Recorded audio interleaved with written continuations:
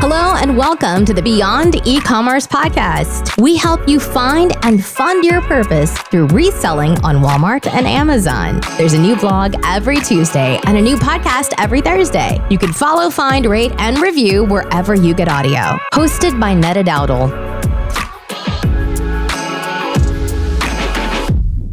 All right. Good morning, guys. Thank you for tuning in to another episode of Teaching Transitions. Today, we have here Justin Pack. How are you, Justin? I'm absolutely amazing. Thank you for having me. Yes. Thank you for being here with us. So we're going to jump right into it. I'm going to ask you a question. And that is, what do you identify with now in this part of your life? What would you identify as being? What is the main point of focus right now in your life? I think to me, it's progress, right? Progress is the number one source of fulfillment for me. And I think that it takes on a lot of different shapes and forms, right? So it's progress I have like kind of four or like a couple different focus areas of life. One of those is going to be relationships, whether that's personal relationships, romantic relationships, whatever. The second is going to be finance. The others are fitness. And then career, I think is the other one. So like those are kind of it. So not in any particular order, but those are kind of the areas where I want to win. Okay, with those four pillars, if I saw you walking on the boardwalk, I saw that you were in California with your mom, so that's really great. If I just saw you walking on the boardwalk and I'm like, hey, what do you do? What would you say? That's an interesting question. I think that this is something that I struggle with, and I think it's something that men struggle with, because my innate response is to tell you about what I do for work. And it's funny, like reading the 4-Hour Work Week by Tim Ferriss, he talks about that, how like what he does and how he supports himself are two different things. And I think that that's kind of an identity crisis among men. You know what I mean? As we're seen as somebody who's supposed to be the provider and things like that, like it's easy to fall into that. And I think that I've poured so much of myself into my career at this point. It has become that, but I'm looking to shift that identity to someone that's, you know what I mean, to where what I do is more intrinsic to who I am at my core, which is, somebody that's focused on those other things and progress and fitness and giving back and things like that, as opposed to just, where I spend my time 9 to 5, which is never really 9 to 5, right? Okay. So does that mean intrinsically you're kind of transitioning into like a fitness coach or a personal trainer, or what are you thinking?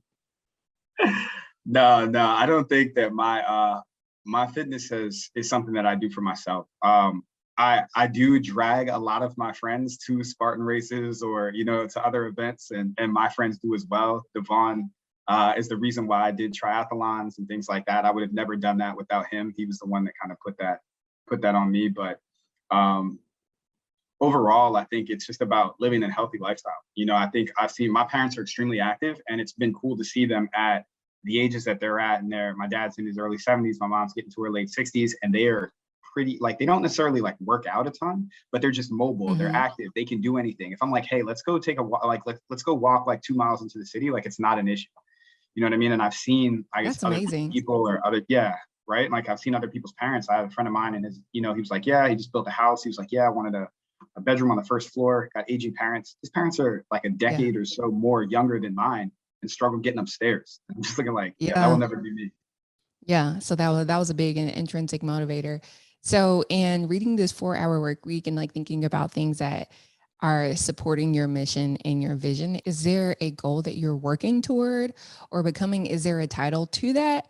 Or you're just like, man, I'm just living life and that looks like this? So I think that there's always goals, right? And to me, there are input and output goals. So like, for example, we have a group that we come together and talk on the first Monday of every month. And like part of that, we did an exercise where we looked at what our ideal day looks like 5 years out into the future in excruciating detail, right? Like how we're going to wake up, what it looks like in the bedroom where we're waking up, what is our first action, like down to like, what are you having for breakfast? Oh, wow. Like that sounds like a TikTok to me. It's like these very specific things that they do in the morning. That's awesome. Right. But like all of those things and all of those, ideas of what they are, of what that day looks like and what we'd like are an output of whatever these 5 years leading up to that are. So I think that from there, I set goals in 2 different ways. Like I want that that long-term, that life that I've envisioned and things like that. And I think that I want, certain things, like for right now, like my goal is to run under a 6-minute mile, right? And but the inputs of that are how many times am I gonna, run or do speed work during the week, right? Like, so because that's the piece that's going to give me that desired output, right? And like continue to go and putting in the reps and putting in the motions and stuff like that from a fitness piece. So whether that's working out 4 to 5 times a week, and then the other piece of that is environment, right? Like who I surround myself with and what are they doing. So I have people around me that are also conscientious about their fitness, conscientious about their health goals and stuff like that. So back to your original question, like, I don't know what the end goal is for fitness other than longevity and mobility and things like that. But I think that there are short-term goals that I have in terms of how I want to place in the races that I do, whether that's 5K, Spartan race, triathlon, whatever, or like, and a lot of it's just based on being myself. Yeah, I appreciate that, because I think a lot of the time in exercising, we feel like it has to be this really big end result or this is going to happen. But just to know that people are eating and, doing mobility and things of that sort, just to be able to, play with their grandchildren is also a goal that we need to make sure we're not playing too much into diet culture. So I absolutely appreciate that. So now I want to kind of step back a little bit, because we went to school together. So I'm wondering, how did you transition from like this college party goer to now this like health, fitness, like I wouldn't say guru, but like it's a big part of your identity now? Or has it always been a big part of your identity? Yeah, so I've always been an athlete. When I was in, I played sports at almost every school I went up until I went to Baylor. So I played basketball, football in high school, golf, soccer, ran track for a season, which I was terrible at. It's just funny because I run now. Really? But, yeah. And then when I went to college, the first college I was at, I played basketball and I played golf there before I came to Baylor. Baylor, played club golf, and just I was always in the gym. So it's always something that I've enjoyed. My cousin was a huge influence on me. He's somebody who's even now, and even he's in the best shape of his life as he's getting into his 40s, which is crazy. But I think it's always something that I've enjoyed. Like I've always enjoyed being physically active and stuff like that. And I think I take some of that after my dad, as he now is retired and plays golf and racquetball like every day. But I think it just laid some of the groundwork for success in other areas, and it was like the first area where it was easier to push yourself. Because if you can't push yourself like mentally and do other things, like it's really easy to go push yourself physically. And whether that's like from a very basic level, going out and walking, or, trying to run on a treadmill or outside, to like getting in the weight room and, getting under some heavy weight. Okay. So in the transition, being that we graduated from college and all that, and now time has opened up, or it hasn't opened up because of your job or whatever, but how has your allocation of time changed? It becomes very difficult, and I'm very bad at time management. So I think it's really about prioritization, right? And it's time management has nothing to do with allocating time, and has more to do with what's important to you and what you're going to put on your schedule.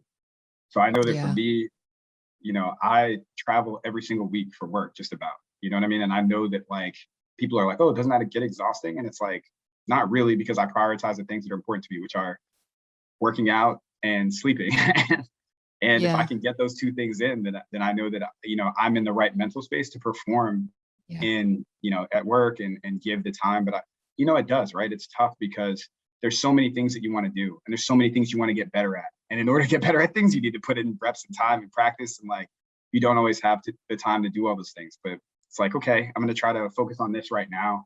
I'm currently building a business also, and then like trying to give that the amount of time, as well as still trying to progress in my career, as well as still trying to do some of these things for fitness. Like it becomes difficult, but you look at the week, and then you look at the month, and the times that you can allocate towards these things.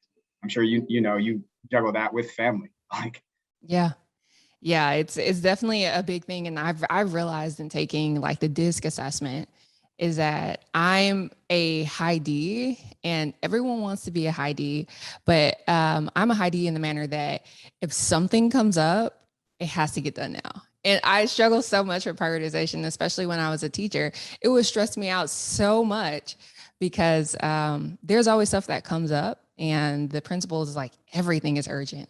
So I would have to do everything at that moment. And it was like really stressful for me. So I'm really glad that you brought up that prioritization. So That like what goes industry back. did you Sorry. choose to, what'd you say? I was just gonna say like that goes back to like busyness, right? Like because we're all so busy and everybody like productivity and busyness are like synonymous in today's day and age, but it's not true, right? Like you want to do the right things and Yeah. not like because you could always be busy. When people Yeah. And that was another thing going into like full-time entrepreneurship. I was just like, this isn't this isn't giving what it's supposed to give. Like, what am I actually supposed to be doing? No one, I mean, I guess they tell you that you're out here on your own, but I kind of assumed like if I'm good in my industry, or I'm good in my job, that at least some of those skills would translate and I would still be like a high caliber like producer. And that wasn't true. I was just like, holy crap, there's a lot of things to do at this moment. So thanks for highlighting that. What business did you choose to kind of dabble in? so you're talking about for entrepreneurship or Your for business, our your work? Oh yeah. So um I I have a passion for personal finance and helping people understand how money moves specifically in our community. And pretty much for everybody. I think that Ooh. you're always more into things that have affected you. And when I got out of school, I Mm-hmm. was very bad with money, right? Like my credit was terrible, right? Like wasn't paying my student loans. I was making good Yeah. money, but never had anything left at the end of the month. And my like savings really was like, and it was shit fun. Like, like I ran out of money. Let me go grab something here. So Yeah. after going I through feel that, like, that. yeah, I've always been a hard worker. Maybe not in college, but like after, like Yeah. working Yeah. at That's real. so, but like, so I was able to out earn my stupidity. And I got to a point where I had a bunch of money and I was like, what do I do with this? And all my mentors had been involved in real estate. And so I started looking into how do I buy a property? And then I went back, had to go Mm, backwards and understand how messed up my financial position was, and then get that financial house in order before I could invest and buy property. So through that yeah. journey, I learned a ton and was able to help out some of my friends and stuff like that. So I was able to work with another guy who helped me kind of get my taxes together and my mortgage. And he and I have come together to start a tax business that looks at the holistic picture of your finances. So how Mm. does the way you file your taxes fit into how you're able to qualify for a mortgage? As I know home ownership is such a big thing for so many people, right? You've got to Man, raise, how I'm does gonna it have to hit affect you your up taxes? on that one. Please, you know what I mean? Happy to help. And I think that the main thing is that like this business is based off something that I enjoy and that I would do for free. So, you know what I mean? We're Yeah. not in it to make money. We're in it to help and make a change and, hopefully, spread financial literacy and give help to people that, help everybody get rich. That's awesome. And that's the same way I felt with going into like full-time entrepreneurship. It's just like people are asking you for something because they feel like your voice is valuable. Right. And you have a lot of knowledge in that space, but not only knowledge, because I think there are a lot of people that are very smart in the world and they still don't have access to those resources. So I'm wondering, did the people that you surrounded yourself with change? Are your mentors in that space like still helping you develop, or how much stock do you really put in mentorship at this point in your life? It is one of the most valuable things I could ever put in my, I put that so high on the pedestal because I look at it in two ways, both upward and downward. I'll start with Mm-hmm. downward. Like mentoring down is something that gives me some of the most fulfillment. Just before we got on this call, I had a call with one of my mentees who's looking to make a career shift. And I think that being able to contribute in some way, shape, or form to her success is something that it's a feeling that money can't buy. Right. And people Yeah. that are grateful for that and things like that. But from an upward way, I think that I look at it as there's no way that I could be as successful that I have been without the mentors that I had and have somebody that's been through it before that's saving me time and, giving me perspective. Because that to me is the value of a mentor. My mentors don't tell me what to do. My mentors Yeah. provide clarity and show me the problem in a different light so that I can see all of the variables that may have been hidden to me initially. Yeah, yeah, that's great. That clarity is just, I feel like once I finally got it, it was like a veil taken off of my eyes. And I'm like, this has been here this whole time. Like, are you serious? Yes, it's been chaotic. Like my mind has been has just been filled with too much stuff. So how do you start your morning to make sure that you are getting everything down and completing what you need to for the day? Do you have a particular regimen that you follow? Yeah, so my regimen changes, and I'm not as good with this as I was. Like, I read a book called The Miracle Morning, and how it's by Hal Elrod. Pretty good book, but talks about like all the different things you can do in the morning. And I think what you can do the best is take in all these sources and then figure out what works for you. Because I think I was trying to do this routine. It worked for a little while. I did it, and then it was like pieces would fall off, and it's like then you feel bad because you're not doing exactly what the book says. And it's like, the book doesn't have to live your life, you do, right? So for me, it's just about being active in the morning. I need hydration, some type of snack, and some time to either dedicate to what I'm doing. I know right now I'm doing taking a class for I'm taking a HR certification, so getting some study time in. But whether that's 30 minutes or whatever, I think it's about, continuing to work on the things that are important every single day, because one day missed is way worse than, a day where I only put in 30 minutes. Like, as long as I get something in every day, all of those, effects are compounded. Yes, I absolutely agree. Now, how do you get in touch with your clients? How do they find you? It's just word of mouth? So far, it's been word of mouth. We're just starting our marketing now. Anybody can reach out to me on Instagram as well, and as well as our we just put up a page. It's we don't have posts there yet, but it's coming as we just got the business up and running. But there's over 100 clients that have been coming for 14 years, and merging with this business to kind of build something and grow it. It's something that I believe in because I trust it with my parents' finances, my friends, my family. So it's something that we're definitely excited about helping as many people as possible right now. So please reach out on Instagram or whatever. Okay, so let me clarify. You have a partnership with someone that has been in business for 14 years, and y'all are focusing on how money or finance moves through the community, or is just real estate? No, it's so first of all, our main service offering right now is taxes, helping you get your tax returns done. But what that leads to, right, is understanding your income and understanding the things that change your income. Now, there are a bunch of people now that are entrepreneurs and have their own business, and my partner is able to help you with that because he's owned numerous businesses as well as his tax businesses and done stuff like that. However, the majority of people have jobs, right, and are looking to do that as well. So once we understand your taxes, I'm also able to understand your earning position and give you career development advice. So we're offering that as well to find ways to help you increase your earnings while optimizing your taxes. So that's our whole goal. And we're, there are so many things written in tax laws that I'm realizing, like, as a business owner and getting, our house is already sold, but getting to closing and then having a lot of money left over, I'm like, I've had money before. Now I'm not sure what I'm supposed to do now, but I'll definitely be hitting you guys up for that. So I actually don't have any more questions today. Thank you for your time. Today's episode is brought to you by GSTW, where we find and fund your purpose through e-commerce. Thanks, guys. See you again.